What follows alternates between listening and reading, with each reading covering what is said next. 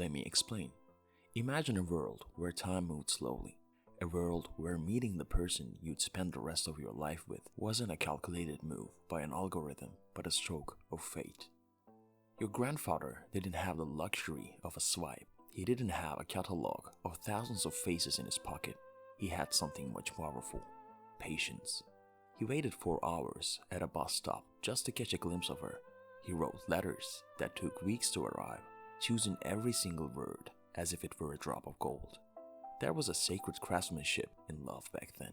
It wasn't about finding the person, it was about becoming the right person through shared struggles, silent sacrifices, and an unwavering loyalty that didn't break at the first sign of a flaw.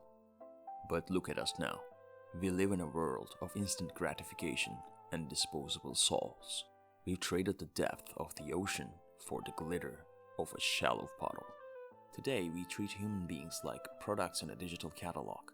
We browse through faces on our phone with the same emotional detachment we use to pick a pair of sneakers on a discount website. Social media has whispered a toxic, silent lie into our ears. There is always someone better. This is what I call the infinite scroll syndrome. In the past, if your parents had a disagreement, they fixed it. They sat down and talked.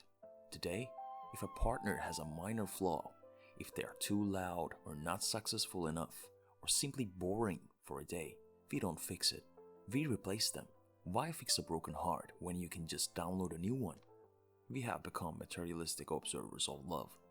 We prioritize the aesthetic of a partner, the car they drive, the filters they use, the status they project over the character of a companion. We replaced the soul-to-soul connection with a profile-to-profile transaction. Well, let's look at the science. There's a psychological concept called the paradox of choice. Imagine you're in a room with two doors. You pick one and walk through it. You're satisfied. But now imagine you're in a room with 1,000 doors. You open one, but as you walk through, you look back. You wonder about the other 999 doors. You think, what if the door next to this one had a better view? What if it was more exciting? This is exactly what social media has done to our hearts. Even those currently in committed relationships are being haunted by the ghost of the better option. You look at your partner, a real human being with real flaws, and then you go check your Instagram. You see a curated, filtered, and artificial world of perfection. Suddenly, your reality feels like a compromise. You start to window shop for a new life while you're still living your current one. This constant state of what if is the poison that is killing modern devotion. We're no longer present, and we are too busy auditioning strangers for a role that is already filled. We have entered the era of the marketplace of love. In this marketplace, people are no longer individuals, they're commodities. We judge worth by follower counts, by the hype around the person, and by their ability to provide us with social status.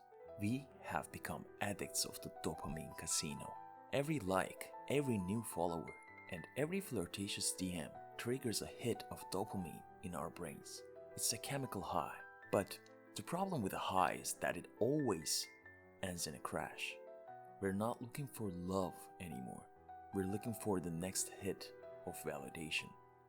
Think about your parents' generation. Their love was built on stability.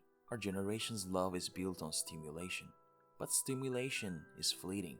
It's a spark that dies the moment the battery on your phone hits zero.